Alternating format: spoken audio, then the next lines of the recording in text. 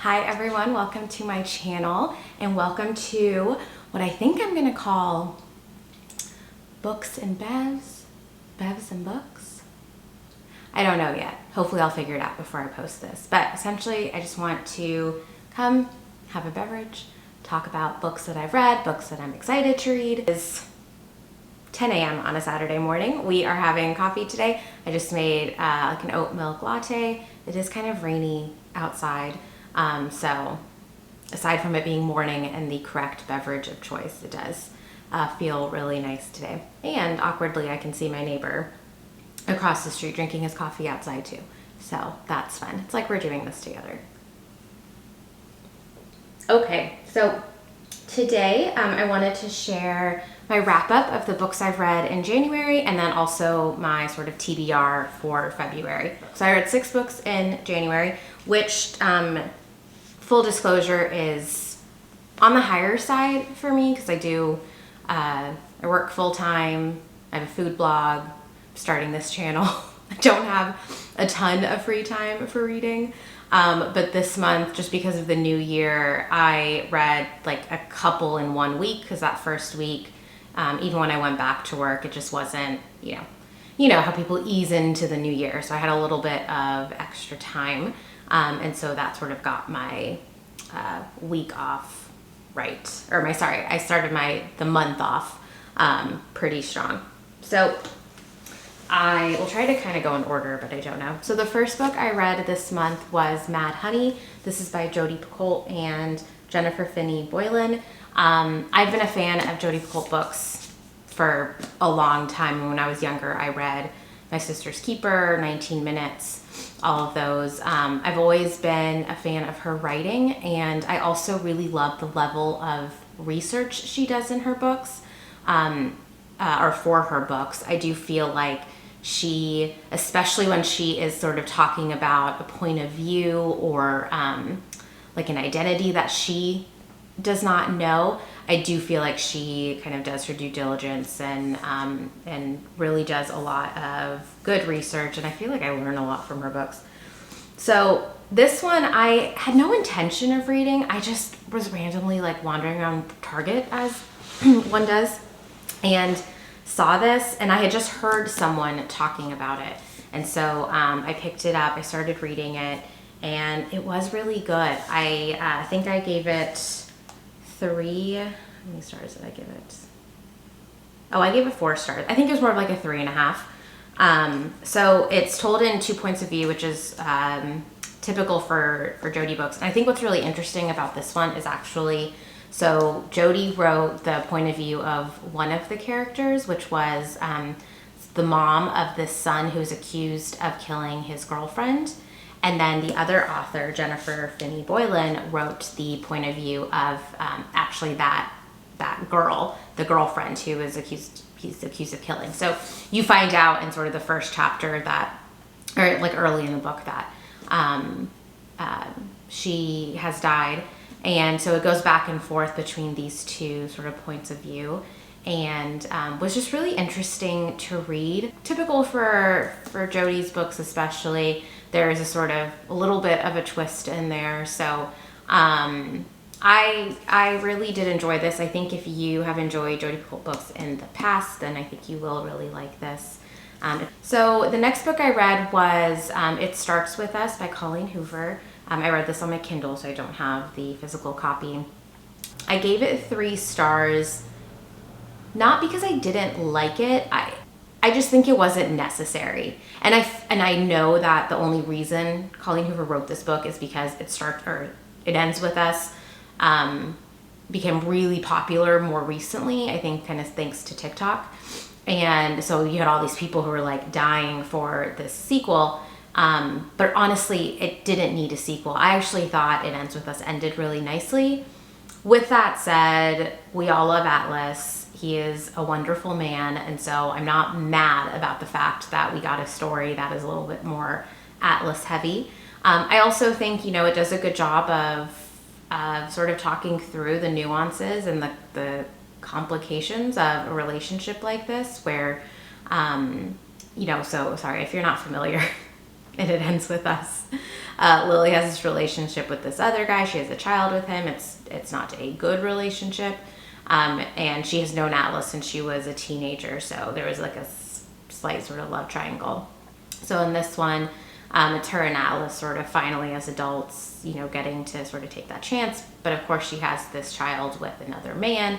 And there's a lot of complications there. And her sort of trying to also work through like generational trauma.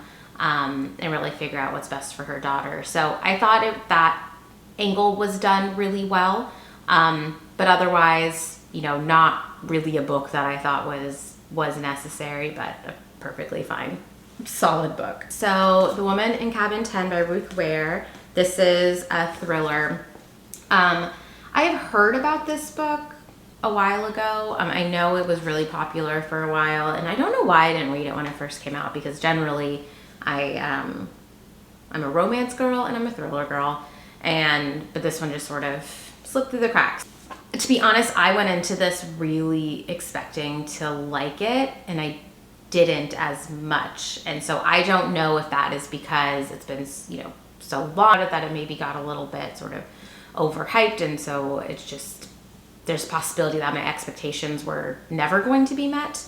I just feel like, okay, this is gonna sound really weird, and honestly, there's absolutely no pleasing me, but you know how in some thrillers, it's so exciting, and you get to the end, and there's this sort of big twist, and then it's like, that's it. It's done, and you're like, oh my goodness, I have so many questions. What's going on?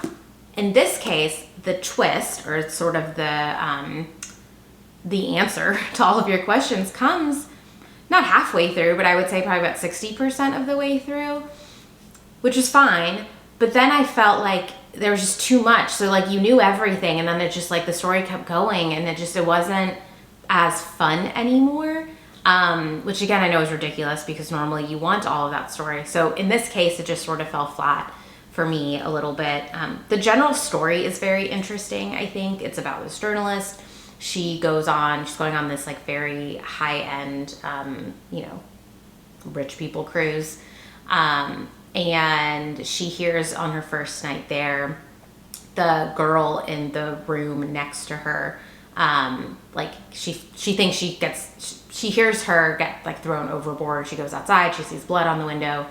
So she obviously goes and tries to find help. And then they tell her that no one was in that room, even though she had met a girl in that room earlier that day. So, it's an interesting look at sort of gaslighting, if you will, because she is so sure that obviously she met this girl and there was a girl in that room, and that this girl has died, and absolutely no one believes her, and people seem to think she's crazy. And so it's just kind of her trying to figure out what's going on. If you do like thrillers, I think this is a good one to pick up. After that, I read another book on my Kindle. It was Things We Never Got Over. This book. So Things We Never Got Over by Lucy Score. It is part of, I think, like a duology. So if I'm not mistaken, the sequel is either coming out soon or it might already be out. But so this one is about this girl named Naomi. She kind of flees her wedding. She's a little bit of a runaway bride. And she hears from her twin sister, who is like straight up just an evil twin. Like they are very good and evil, angel devil. So she goes to help her twin. She gets there, realizes the twin is gone. Everyone in this town absolutely hates her twin. Unfortunately, Naomi looks exactly like her twin. So there's some misunderstandings right from the beginning. She finds out that her sister had a daughter that she didn't know about, So now she is sort of the guardian of this, I think she's like 13, 14-year-old, girl. Of course, it's romance, so she meets this guy. And it's a very sweet book, and I do think as far as romances go, it's good. And it's what I really liked about this one is that there is this sort of, not really mystery, but like the book is not fully focused on the romance. Like you're obviously quite involved with Naomi and what is that guy's name? Hold please. Knox. Goodness gracious. So yeah, his name is Knox, and he's very much, I think they sort of try to make him like a bad boy guy. It's very much grumpy sunshine, and he is like the grumpiest of grumps. Which fine. That's a trope that I'm mostly okay with. I mean, sometimes it feels like a bit much. But what I couldn't get over with this one, and what just like made it kind of cringe, are honestly like the spicy scenes, and there are some like pretty spicy scenes in this one, which are normally kind of fun to read, but like it was so cringy. And the thing that I hated the most, and y'all are gonna think I'm crazy, but the way he called her baby just like rubbed me the wrong way for some reason. And I think mainly because he called her baby even when he like basically thought he hated her, or like acted like he hated her. And I was like, why are you doing that? And I understand, right? It's different. And it's this guy who's like kind of thinking of her as this like girl who always needs saving. And he was just like very annoying about it, even though it was very clear that he really liked her. But I don't know, this guy, it was just like, it was too much. And it's also pretty long for a romance book. Like, how many pages is it? It's 550 pages, which is unnecessary for a romance. Although, like I said, there are other sort of facets, if you will, to this story. I loved, Naomi sort of coming into her own as a mother type figure for her niece. There is a really great found family aspect, and I think that that's what kept me reading. This one I kept sort of starting. I think I started it last year and then stopped and would like pick it up here and there. And finally, I think it was that found family in the small town. Once everyone realized she wasn't her sister, they all really grew to love her because she is a very sweet, lovable girl. And so that I really liked. And then even her own family, like her own parents are very sweet. They come in sort of halfway through. So,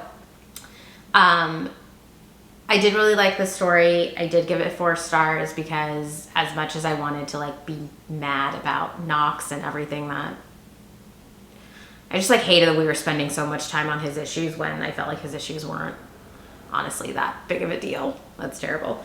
But all that said, it was good, and I will definitely read the second one. Right after that, I read another one on Kindle Unlimited. It was called If He Had Been With Me. If He Had Been With Me was a really interesting book. I think if I had read it when I was literally a young adult, probably would have given it a 5 stars immediately. It is a very kind of sweet look at teenage love and all of the feelings you have as a teenager, and sort of trying to push the people you love away, and this idea of like everything about yourself between the ages of 14 and 18, and you just feel like this is it. I'm the only person who truly knows me. I'm never going to change. All of that.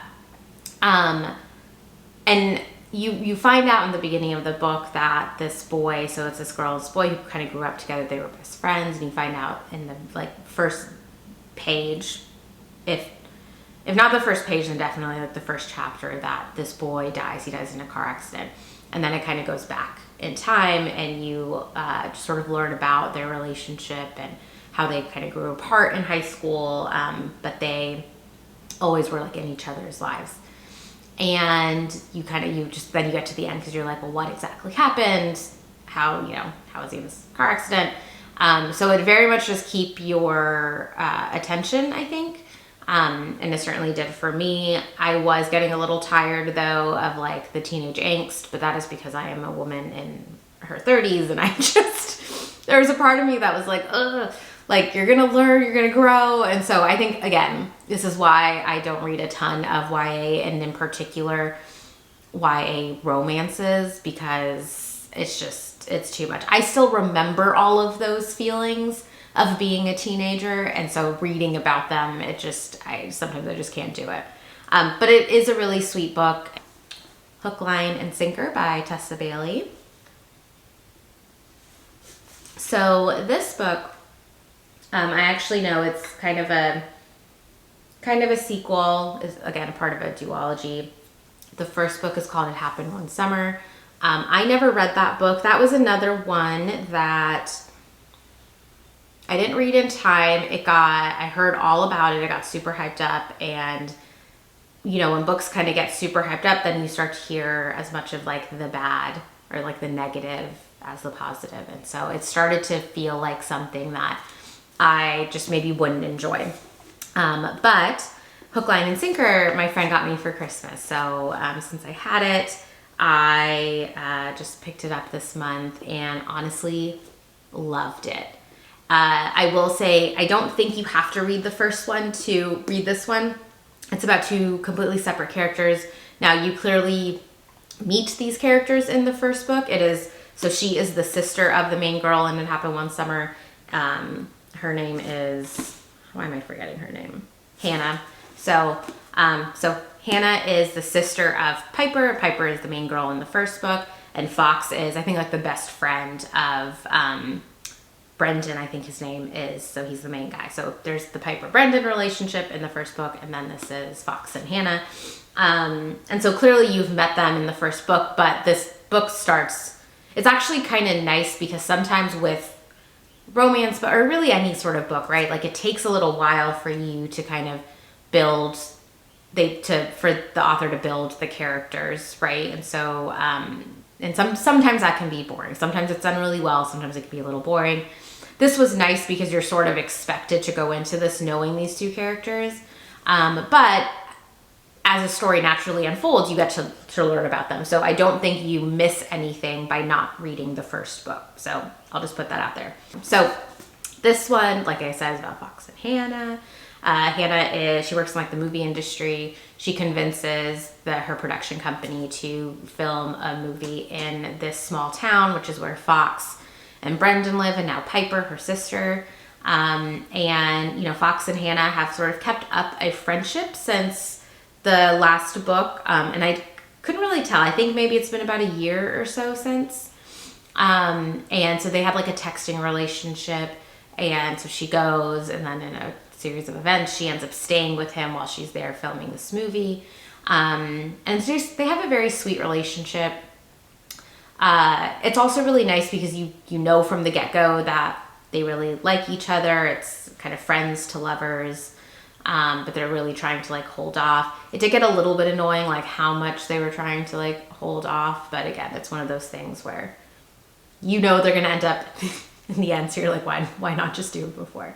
But it was really nice to kind of see this sort of develop organically, and you know, again, and Hannah, I thought, had a really, really nice sort of character development as her growing as a person, growing in her career, and really being able to like stand up for herself. It's always really nice to read stories like that. So yeah, I really enjoyed this one. I think I gave it 4 stars. It's really sweet. It's kind of funny too. So highly recommend. So those were the books I read in January. Now I want to talk about my February TBR. So the books that I am excited to read in February. The first book that I am reading for February, which I have already started now, but I just like don't think I'm going to finish this by the end of the month. So that is Tomorrow and Tomorrow and Tomorrow by Gabrielle Zevin. My book club picked this for our our January read, but we're meeting in February. This book is about Sam and Sadie. You kind of meet them when they're college students, but they've known each other since they were kids, or they met when they were kids. And this book, my understanding, so I'm not that far in, I'm about 50 pages in, I think, yeah. And so they're both very smart, and I think they developed like a video game together. And then this book is going to span sort of 30 years, I think. So you learn about them as children, and then sort of as they kind of reconnect and work together, and I think become very successful. And so I think, you know, it will be a sort of a love story of sorts. I don't think this is classified as a romance. I think it's more just relationships in general, and like friendships. So so far, really, really enjoying it, because I know once I like have the time to really just sit and read, I think I will devour this book. There's something about the writing that just hooked me from the beginning. And again, these characters are just very sweet. So really excited to finish this book. And then next month, I'll let you know what I think about it. So the next book that I wanted to read is 7 Days in June by Tia Williams. I was trying to think, you know, it's February, Valentine's Day. I thought maybe a romance would be good. I know this is a romance. I don't think it is a like rom-com. Like, I don't think it's like hook, line, and sinker. I believe it's a little bit more kind of serious. But I have heard nothing but good things about this book. So I'm really excited. This is, again, I think sort of a second chance love story. Something happens to their relationship. They both become authors, and they've been sort of secretly writing about each other in their own books, which I think is so interesting. And then they meet up again, and they sort of have this like, they come together as adults again. So I just thought that was, I just think it's a really interesting idea. Again, I've heard about this a ton, so really excited to finally get into it. This one is In My Dreams, I Hold a Knife. This is by Ashley Winstead. Ashley Winstead wrote one of my absolute favorite romance books called Fool Me Once. And this is actually, I think, a thriller, or I know it's a thriller. This one is about some kids who come together adults who come together for like a college reunion. When they were in college, a girl was murdered. When the 6 friends are reunited, they will be forced to confront what happened that night and the year's worth of secrets each of them would do anything to keep hidden. So it's told in dual timelines, and more specifically told in racing dual timelines, which makes me feel like this will be a really quick read. Only other books that I genuinely kind of want to try. So in January, I did put myself on a book buying ban, just because not only had I spent a lot on books in the months previous, but just holidays, I was spending a lot of money in general. So I put myself on a book buying as well as like food delivery ban for this month.